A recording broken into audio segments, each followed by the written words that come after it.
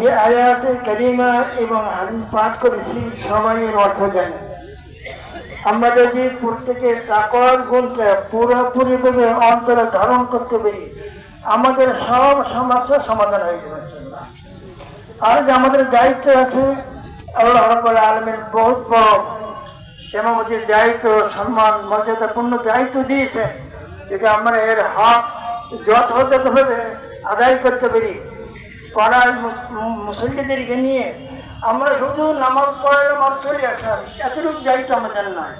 পুরো মুসল্লিদেরকে নিয়ে মহল্লায় যারা নামাজ পড়ে না, তাদের ঘরে ঘরে গিয়ে যদি আমরা সকলকে মসজিদমুখী করতে পারি, এবং যে সমস্ত মুসল্লিরা নামাজ পড়তেছে আমাদের পিছনে, তাদের সুরাটা সহি নেই, নামাজ হচ্ছে না।